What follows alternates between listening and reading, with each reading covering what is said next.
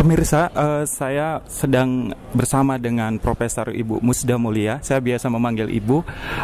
Ibu Musda Mulia ini adalah guru besar dan pejuang hak asasi manusia dan banyak penghargaan di tingkat internasional untuk kerja-kerjanya terhadap perjuangan perempuan.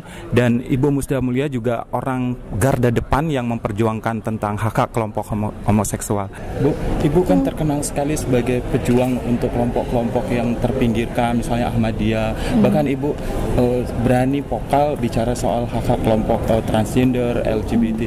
Apa sih yang mendasarin kenapa Ibu mau memperjuangkan kelompok-kelompok yang selama ini nggak dianggap banyak orang? Ya, saya melakukan itu semua karena saya yakin itu adalah ajaran dari agama saya. Jadi pertama, sebagai seorang muslim, saya menyadari bahwa Islam adalah agama yang datang untuk membebaskan kelompok mustadafin, kelompok yang tertindas, yang marginal, yang mengalami diskriminasi di masyarakat. Dan yang kedua, sebagai seorang bangsa Indonesia, seorang warga negara, saya yakin bahwa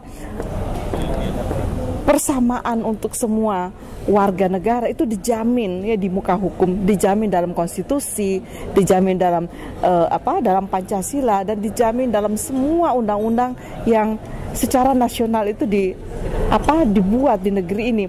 Karena itu juga merupakan bagian dari komitmen Indonesia untuk menjadi negara yang demokratis, menjadi bagian dari negara yang menegakkan human rights, karena Indonesia juga meratifikasi hampir semua kovenan internasional mengenai hak-hak sosial, politik, dan budaya, kira-kira begitu.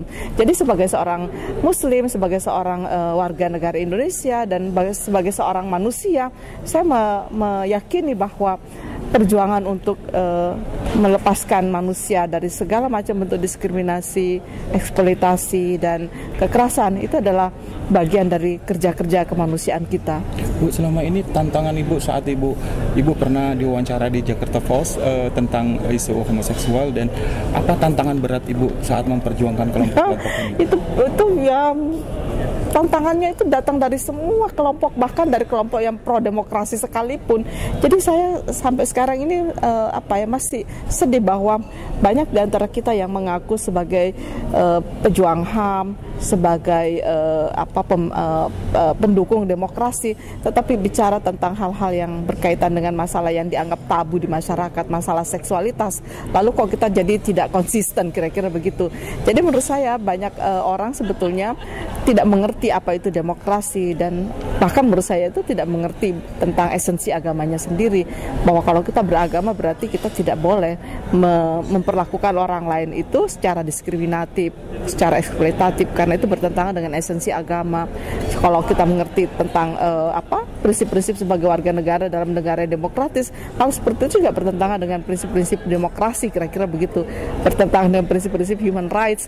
Nah, menarik bahwa dalam upaya saya menggugah kesadaran masyarakat tentang pentingnya kita menerima orang lain yang berbeda, apapun itu perbedaan dalam hal orientasi seksual termasuk di dalamnya, itu adalah bagian dari upaya kita untuk mempromosikan demokrasi, mempromosikan human rights.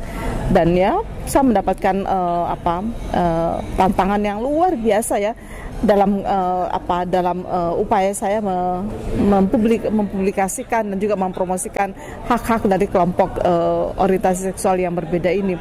Tapi buat saya ya nggak masalah, tantangan itu tidak akan membuat saya surut untuk memperjuangkan hak mereka, tetapi buat saya ini adalah satu pelajaran yang berharga bahwa masih banyak yang harus ditata, terutama bagaimana mencerdaskan atau juga mensosialisasikan pada masyarakat bahwa apa yang dimaksud dengan hak-hak seksualitas itu adalah bagian dari hak asasi manusia yang paling basic. Bu, kalau itu basisnya kepada hak asasi manusia, tapi menurut Ibu sendiri, pandangan Islam sendiri dari pandangan Ibu bagaimana terhadap? Kalau kita bicara tentang Islam, kita bicara tentang sebuah konsep yang bisa banyak bentuknya, karena dalam masyarakat kita ya, saya kira bukan hanya dalam Islam tapi dalam semua agama itu pada ujungnya adalah bicara tentang interpretasi. Pertanyaannya interpretasi siapa yang akan kita pakai? Nah ini dia, kalau kita bicara tentang agama maka pada esensinya kita bicara tentang interpretasi. Nah dalam Islam itu ada banyak interpretasi. Sayangnya interpretasi yang dikembangkan oleh kelompok-kelompok moderat, kelompok-kelompok yang pro demokrasi itu tidak banyak tersosialisasi secara luas di masyarakat. Ini yang menjadi problems.